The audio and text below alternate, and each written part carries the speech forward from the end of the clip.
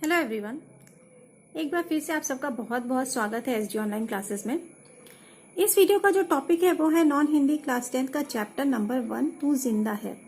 तो अगर आप बोर्ड का एग्जाम्स देने वाले हैं क्लास 10 का, तो आपके लिए ये जो वीडियो है वो बहुत ही ज़्यादा यूजफुल होने वाला है, क्योंकि इस वीडियो में मैं आपको इस चैप्टर का कंप्लीट सॉल्यूशन जो है वो बताने वाली हूँ। यानी कि जो क्वेश्चन आंसर इस वीडियो में बताऊंगी, जो एग्जाम्स में वगैरह में अक्सर पूछे जाते हैं, जो इस लेसन से आते हैं। और साथ ही साथ इस लेसन की व्याख्या जो है, इस कविता की व्याख्या और सारांश भी मैं आपको बताऊंगी।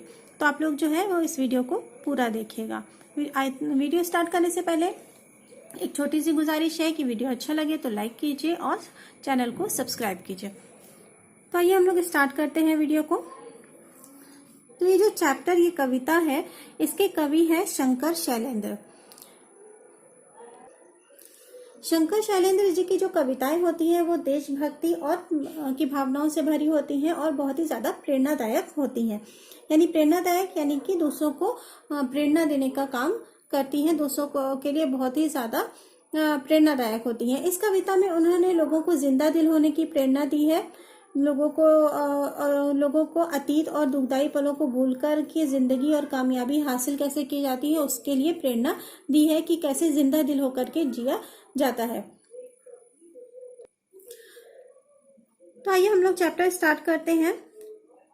सबसे पहले हम लोग कविता से स्टार्ट करते हैं कि आखिर इस कविता में कवि क्या कहना चाह रहा है, क्योंकि अक्सर जो है वो इस एग्जाम्स में इस चैप्टर से जो आता है कि पंक्तियां दे दी जाती हैं और पूछा जाता है इसमें कवि क्या कहना चाह रहा है या इन पंक्तियों की आप व्याख्या कीजिए। तो हम लोग एक सरसरी तौर पे आइए इस कविता को पढ़ लेते हैं। ये जो कविता है तू जिंदा है, तो इसके जो रचयिता है वो है शंकर शैलेंद्र जी। इसमें वो क्या कहना चाह रहे हैं कि कैसे इंसान को अपने अतीत के या दुख भरे पलों को भूल करके हमें जो है आशा और जीत के लिए कोशिश करनी चाहिए, उसके लिए लगन दिखानी चाहिए। तो कविता है तू जिंदा है तो जिंदगी की जीत में यकीन कर। यानी कि अगर तू जिंदा है तो जिंदगी की जीत में, यानी कि अगर तुम जिंदा हो तो तुमको इस बात का यकीन होना चाहिए खुद पर कि मैं जिंदा हूं, और दूसरों को भी इस बात का यकीन दिलाना चाहिए। किस तरह से यकीन दिलाना चाहिए कि जिंदा दिल होकर के जिंदगी में, यानी कि अपनी जिंदगी को अच्छे से गुजार करके एक जिंदा दिल जिंदगी जी करके अपने जिंदा होने का सबूत देना चाहिए। इस बात का यकीन रखना चाहिए कि जो जिंदगी है उसमें जीत जो है वो हासिल हो सकती है। अगर कहीं है स्वर्ग है तो उतार ला जमीन पर। यानी कि जिंदगी में, यानी कि बहुत ही ज्यादा उसको परिश्रम से काम लेना चाहिए, अपने जिंदा होने का सबूत देना चाहिए, मेहनत से अपनी जिंदगी को अच्छे से जीने की कोशिश करना चाहिए। क्योंकि अगर जो मेहनत होती है तो उससे बड़ी से बड़ी कामयाबी को हासिल किया जा सकता है। तो अगर कहीं पे स्वर्ग है तो उतार ला जमीन पर। कैसे कोई भी व्यक्ति जो है वो कैसे स्वर्ग को जमीन पर उतार के ला सकता है? अपनी मेहनत के जरिए। ये गम के और 4 दिन, सितम के और 4 दिन, ये दिन भी जाएंगे गुजर गुजर गए 1000 दिन। कभी तो होगी इस चमन पे भी बहार की नजर, अगर कहीं है स्वर्ग तो उतार ला जमीन पर। यानी कि जो जिंदगी है अगर उसमें दुख आते हैं तो दुख के बाद क्या है, वो खुशियां भी आती हैं। तो जो गम के दिन है इतना उदास मत हो, अपनी जिंदगी से इतना उदास मत हो। अगर ये जो गम के दिन है ये भी बीत जाएंगे, ये सितम के भी जो 4 दिन है वो बीत जाएंगे। जिस तरह से बहुत सारे दिन जो है वो बीत चुके हैं, बहुत सारे जो दुखों की जो शाम है वो ढल चुकी है, बहुत सारे दुखों के दिन बीत चुके हैं। तो ये जो 4 दिन बचे हुए हैं दुखों के, इस बात की उम्मीद रखो कि ये भी जो है एक दिन बीत जाएंगे और हम तुम्हारी जिंदगी में तुम खुशियां लेके आ पाओगे। तो जिंदा है तो जिंदगी की जीत में यकीन कर, अगर कहीं है स्वर्ग तो उतार ला जमीन पर। यानी कि तुम जिंदा हो, तुमको इस बात से खुश होना चाहिए, तुमको इस बात पे यकीन करना चाहिए कि मैं अपनी कामयाबी से, मैं अपनी जीत से जो मुश्किल से मुश्किल काम है उसको भी पूरा कर सकता हूँ। सुबह और शाम के रंगे हुए गगन को चूम कर तू सुन जमी गा रही है कब से झूम झूम कर। तू आ मेरे सिंगार कर, तू आ मुझे हसीन कर, अगर कहीं है स्वर्ग तो उतार ला जमीन पर। तू जिंदा है तो जिंदगी की जीत में यकीन कर। इन पंक्तियों में कवि क्या कहना चाह रहा है कि सुबह और शाम के रंगे हुए आसमान को चूमकर तुम सुनो कि धरती श्रृंगार कर हसीन बनने के लिए तुमको बुला रही है। यानी कि सुबह और शाम किस तरह से जो आसमान है वो रंग बदलता रहता है, इसी तरह तुम्हारी जिंदगी भी एक दिन जो है वो रंग बदलेगी। तो सुन, जमीन गा रही है कब से झूम झूम कर। यानी कि जमीन भी इस चीज को देखती है कि कभी उसके पास सुबह होती है और कभी उसके ऊपर अंधेरा छा जाता है, लेकिन फिर भी वो क्या है, वो झूम झूम करके गाती है कि एक दिन सुबह होगा और वो मेरा श्रृंगार करेगा। यानी कि सूरज निकलेगी, सुबह होगा और वही मेरा उसका श्रृंगार होता है। तो अगर रात होती है तो रात के बाद में दिन भी आता है। जिस तरह से इस धरती को यकीन है तो तुम भी खुद के ऊपर यकीन करो, अपनी जिंदगी पे, अपनी जीत में यकीन करो कि तुम भी अपनी मेहनत से इस धरती पर अपने दुखों को खत्म कर सकते हो। स्वर्ग ला जमीन, उतारला जमीन पर। तो स्वर्ग से इस कविता में कवि क्या कहना चाह रहा है कि जिस तरह से जन्नत होती है उसमें कितना खुश, जन्नत को किस चीज से इंसान जो है वो कंपेयर करता है कि खुशी से, जहाँ पे कोई चीज की कमी ना हो। तो यानी कि तुम अगर परिश्रम करोगे, कड़ी मेहनत करोगे, तो तुम भी जो है वो अपनी मेहनत से, अपनी लगन से, अपने हौसले से बड़े से बड़े जो दुख है उनसे बाहर निकल सकते हो। आगे कवि कहता है, हजार भेष धर के आई मौत तेरे द्वार पर, मगर तुझे न छल सकी, चली गई वो हार कर। नई सुबह के संग सदा तुझे मिले नई उम्र, अगर कहीं है स्वर्ग तो उतार ला जमीन पर। तू जिंदा है तो जिंदगी की जीत में यकीन कर। यानी कवि कह रहा है कि मौत जो होती है वो अनेक रूप धारण करके तेरे पास आएगी। यानी कि मौत यानी कि हार से भी इसमें लिया जा सकता है कि जो हार है या नाकामयाबी है या मौत है वो कई तरह से तुम्हारे सामने आएगी, लेकिन वो तुम्हें धोखा नहीं दे सकती अगर तुम्हारे पास क्या है, दृढ़ निश्चय होगा। अगर तुम में सफलता का मंत्र पता होगा, मेहनत करोगे तो वो तुमको हरा नहीं सकेगी, तुम्हें धोखा नहीं दे सकती और हार जाएगी, आगे चलकर वो हार जाएगी। सुबह होते ही तुम्हें नवजीवन मिला। यानी कि जब तुम सो जाते हो, तो सोता है आदमी तो क्या कहा जाता है ना कि एक तरह से मर जाता है, लेकिन फिर एक नई सुबह होती है। यानी कि हर दुख के बाद उसी तरह से एक नया उजाला होता है। उसी तरह से अगर तुम सोते हो, सोने के बाद उठते हो, यानी कि फिर कैसे तुम हार जाते हो, तो इसके साथ ही तुम और ज्यादा मेहनत करो और जीतने की कोशिश करो। अगर कहीं है स्वर्ग तो उतार ला जमीन पर। यानी कि अगर तुम अपनी मेहनत करोगे तो जो तुम अपनी मेहनत से स्वर्ग को अपनी जमीन पर उतार के ला सकते हो, यानी कि अपनी जिंदगी को स्वर्ग की तरह आरामदायक बना सकते हो। तो जिंदा है तो जिंदगी की जीत में यकीन कर। आगे कवि कह रहा है, हमारे कारवां को मंजिलों का इंतजार है, ये आंधियां ये बिजलियां की पीठ पर सवार है, तो आ कदम मिला के चलेंगे हम एक साथ हम, अगर कहीं है स्वर्ग तो उतार ला जमीन पर, तो जिंदा है तो जिंदगी की जीत में यकीन कर। यानी कि जो हमारा कारवां है, जो हम चल रहे हैं, जो हम सफर तय कर रहे हैं, हमारे उसको मंजिलों का इंतजार है। यानी कि जो हम मेहनत कर रहे हैं, मशक्कत कर रहे हैं, तो किस लिए, अपनी मंजिल को हासिल करने के लिए कर रहे हैं। इस रास्ते में जो है वो बहुत सारी मुश्किलें आएंगी। आंधियां, बिजली को इन्होंने बोला है कि किस तरह से कामयाबी हासिल करने के लिए इंसान की जिंदगी में बहुत सारी मुश्किलें आती हैं, लेकिन फिर भी हम सब मिल करके एक साथ चलेंगे और ये तय कर लेंगे कि हम अपनी मेहनत से जो स्वर्ग है, यानी कि स्वर्ग को भी जमीन पर उतार सकते हैं या उतार लाएंगे। तो जिंदा है तो जिंदगी की जीत में यकीन कर। यानी कि यही एक जो मेहनत है उससे हम ये साबित करेंगे कि हाँ, हम जिंदा हैं, हम मरे नहीं हैं, हमारा दिल नहीं मरा है, हम अभी भी अपने जिंदा दिल हैं और अपने मेहनत के लिए आगे तैयार हैं। आगे कह रहा है, जमी के पेट में पली अगल पले है जलजले, टिके न टिक सकेंगे भूख रोक के स्वराज ये, मुसीबतों के सर कुचल चलेंगे एक साथ हम, अगर कहीं है स्वर्ग तो उतार ला जमीन पर। तो जिंदा है तो जिंदगी की जीत में यकीन कर। इसमें कवि कह रहे हैं कि इस धरती के, इस जमीन के पेट में बहुत सारी आग है, जैसे ज्वालामुखी वगैरह है जमीन के नीचे, और जो भूकंप है वो आता रहता है, तब भी जमीन जो है वो टिकी हुई है। इसी तरह से जो इंसान है वो तुमको टिक करके रहना है, और जो ये टिक ना टिक सकेंगे भूख रोक के स्वराज, और बहुत सारी जो भूखमरी आ जाती है, एक तरह तरह की मुश्किलों को ये जमीन को झेलना पड़ा है या इस दुनिया को झेलना पड़ा है, लेकिन ये दुनिया जो है वो फिर से उठ खड़ी हुई है, फिर से उसने सारी मुसीबतों को कुचल करके सबका सामना किया है, आगे बढ़े हैं लोग। तो इसी तरह से तुम भी करो कि हाँ, तरह तरह की मुश्किलें, जैसे कहीं ज्वालामुखी फट जाता है, कहीं पे जलजला आ जाता है, कहीं पे भूख से लोग मर जाते हैं। तो दुनिया में बहुत सारी दुख है, बहुत सारी परेशानियां हैं जिसको लोग झेल करके आगे बढ़ते हैं, कभी हार नहीं मानते हैं। इस दुनिया ने हार नहीं मानी, इस दुनिया के लोगों ने हार नहीं मानी, तो तुम कैसे हार मान सकते हो? तुम भी अपनी मेहनत से, अपनी लगन से हर तरह की परेशानियों से बाहर निकल सकते हो।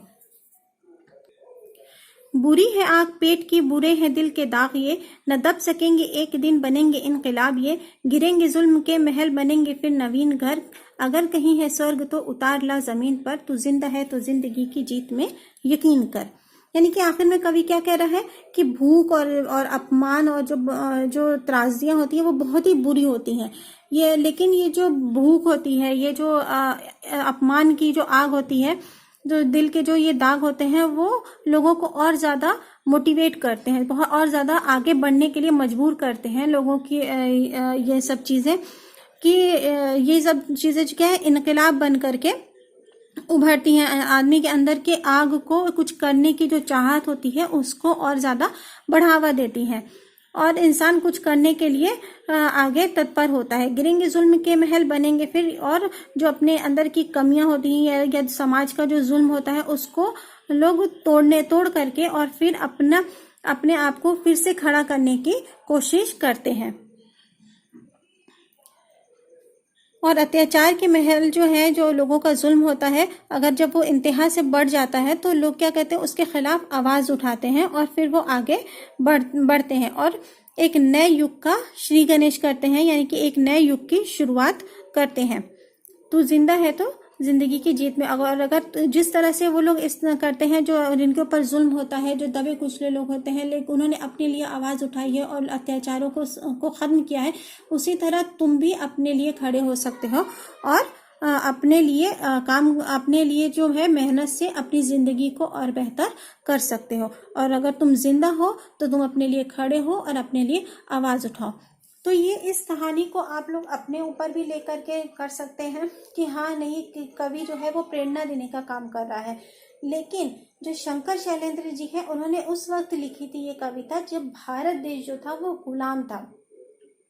इनका जन्म हुआ था 30 अगस्त 1923 में, यानी कि जब भारत जो है वो गुलामी की बेड़ियों में जो जकड़ा हुआ था, तो उस वक्त के ये कवि हैं। तो उस वक्त जो कवि जो कविताएं लिखते थे तो उनका क्या तात्पर्य होता था या क्या उनका मकसद होता था कि लोगों के अंदर इनकलाब की भावना को पैदा करना। तो इस कविता में भी उन्होंने एक तरह से देशवासियों को भी ये संदेश दिया है कि अगर तुम गुलामी की जंजीरों में जकड़े हुए हो, लेकिन अगर तुम कोशिश करोगे और अगर तुम अपना एक दृढ़ निश्चय कर लोगे तो तुम इस गुलामी की जंजीरों को तोड़ करके स्वतंत्रता का जो एक सवेरा है वो प्राप्त कर सकते हो। तो इनका अर्थ ये, इन्होंने देशवासियों को प्रेरणा देने के लिए भी ये कविताएं लिखी थी, क्योंकि उस वक्त के जो कवि और लेखक होते थे तो वो अपने कलम के जरिए देशवासियों को मोटिवेट करने का या प्रेरणा देने का काम करते थे। आज के युग में भी इनकी कविताओं को बहुत महत्व दिया जाता है, क्योंकि इनकी जो कविताएं हैं उसमें देश के साथ साथ ये लोगों को भी प्रेरणा दे रहे हैं कि किस तरह से लोग अपने लिए भी कर सकते हैं, या अगर देश के लिए करना चाहें तो देश के लिए भी वो हिम्मत कर सकते हैं। तो आइए अब देखते हैं कि इस जो चैप्टर से किस तरह से क्वेश्चन पूछे जाते हैं। पहले हम लोग शंकर शैलेंद्र जी के बारे में कुछ जानकारी ले लेते हैं कि अगर इनके बारे में जो ऑब्जेक्टिव क्वेश्चंस में पूछा जाए तो आ सकता है। जैसे कि इनका जन्म कब हुआ। शंकर शैलेंद्र जी का जन्म हुआ था 30 अगस्त 1923 को पंजाब में, जो कि रावलपिंडी, जो अब पाकिस्तान में जो पंजाब है वहां पे हुआ था। इनकी मृत्यु कब हुई थी? 14 दिसंबर सन 1966 को बॉम्बे में हुई थी। ये इन्होंने हिंदी फिल्मों के साथ साथ भोजपुरी फिल्मों में भी गीतकार के रूप में काम किया है। इन्होंने बहुत ही अच्छे और बहुत ही मशहूर गाने लिखे हैं, जो आज भी जो हमारी फिल्म इंडस्ट्री है उसमें बहुत ज्यादा मशहूर हैं। वो मैं आपको भी बताऊंगी कौन कौन से हैं। इनकी जो कविताएं होती थी वो देशभक्ति और बहुत ज्यादा प्रेरणादायक होती थी, कि लोगों के अंदर देशभक्ति और देश प्रेम की भावना को ये लोग बढ़ाने का काम करते थे या के लिए कविताएं लिखते थे। इनके पूर्वज बिहार के आरा जिले के अख्तियारपुर बड़गांव से थे। यानी कि ये जो बेसिकली जो थे इनका वो कहाँ से था, वो था बिहार के आरा जिले से इनके का पुश्तैनी जो है ये इनके पूर्वज रहते थे। शंकर शैलेंद्र जी हिंदी फिल्मों में गाने भी लिखते थे। इनके जो बहुत मशहूर गाने हैं जो कि आज भी लोग बहुत शौक से सुनते हैं वो कौन कौन से हैं? आवारा हूँ, गर्दिश में हूँ, आसमान का तारा हूँ, या मेरा जूता है जापानी, या सजन रे झूठ मत बोलो, खुदा के पास जाना है, या दोस्त दोस्त ना रहा। इस तरह के जो ये सब गाने, ये गाने हैं ना, ये किसने लिखे हैं? ये शंकर शैलेंद्र जी ने ही लिखे हैं। इसलिए ये भारतीय के साहित्य के इतिहास में इनका बहुत अच्छा योगदान रहा है, बहुत बड़ा योगदान है। या हर दिल जो प्यार करेगा वो गाना गाएगा, या फिर दिल की नज़र से नज़रों की दिल से, मतलब इस तरह के बहुत सारे बहुत ही खूबसूरत गाने इन्होंने लिखे हैं। तो अब आइए देखते हैं कि ऑब्जेक्टिव क्वेश्चंस कौन से हैं जो एग्जाम्स में अक्सर पूछे जाते हैं। पहला क्वेश्चन है, तू जिंदा है तो कविता किसकी रचना है? जवाब है शंकर शैलेंद्र की। क्वेश्चन नंबर 2 है, तू जिंदा है तो किस विद्या की रचना है? जवाब है कविता। क्वेश्चन नंबर 3 है, तू जिंदा है तो कविता में जीवन का कौन सा दृश्य प्रस्तुत है? जवाब है गहरे जीवन के राग एवं उत्साह का। अगला सवाल है, तू जिंदा है तो कविता में जीवन के किस पक्ष का वर्णन है? जवाब है आशावादी। यानी कि जो कवि है वो लोगों को निराशा से आशा की तरफ ले जाने का प्रयास कर रहा है। क्वेश्चन नंबर 5 है, सुबह शाम आकाश का रंग कैसा रहता है? तो जवाब है लाल। क्वेश्चन नंबर 6 है, स्वराज्य का क्या अर्थ है? जवाब है अपना राज्य। क्वेश्चन नंबर 7 है, कवि मनुष्य को कैसा जीवन जीने की प्रेरणा देता है? जवाब है हौसले और उत्साहपूर्ण। क्वेश्चन नंबर 8 है, तुम अपने सुकर्म से पृथ्वी पर क्या ला सकते हो? तो जवाब है स्वर्ग। अगला सवाल है, सुख दुख दोनों में एक समान रहने वाले आकाश को देखकर पृथ्वी क्या हो जाती है? जवाब है आनंदित। अगला सवाल है, कैसा व्यक्ति जिंदा माना जाता है? तो जवाब है स्वाभिमानी। अगला सवाल है, कवि शैलेंद्र तू जिंदा है तो कविता में देशवासियों को क्यों संगठित होने की बात करते हैं? जवाब है आजादी प्राप्ति के लिए। अगला सवाल है, गिरेंगे जुल्म के महल, इसके आगे की क्या लाइन है? जवाब है बनेंगे फिर नवीन घर। अगला सवाल है, तू आ मेरा सिंगार कर, इस लाइन को पूरा कीजिए। तो जवाब है तू आ मुझे हसीन कर। अगला सवाल है, तू जिंदा है तो जिंदगी की जीत में यकीन कर, नई सुबह के संग सदा तुझे मिले नई उम्र, तू आ कदम मिला के चल, चलेंगे एक साथ हम, टिके न टिक सकेंगे भूख रोक के स्वराज पे। तो ये कुछ ऑब्जेक्टिव क्वेश्चंस हैं जो एग्जाम्स में किस तरह से पूछे जाते हैं कि आपको कोई लाइन दे देगा कि इसका आगे की पंक्ति को पूरा कीजिए, कि इसके आगे कौन सी पंक्ति होगी करके ऑब्जेक्टिव क्वेश्चंस में आ सकता है। तो ये कुछ ऑब्जेक्टिव हैं जो इस चैप्टर से अक्सर पूछे जाते हैं या पूछे जा सकते हैं। सब्जेक्टिव क्वेश्चंस में इस चैप्टर से आता है कि इस कहानी की व्याख्या पूछ लेगा, या भावार्थ पूछ सकता है, या फिर सारांश पूछ सकता है। तो मैं लास्ट में आपको इसके सारांश की पिक भी डाल दे रही हूँ, आप लोग इसको नोट कर लीजिएगा।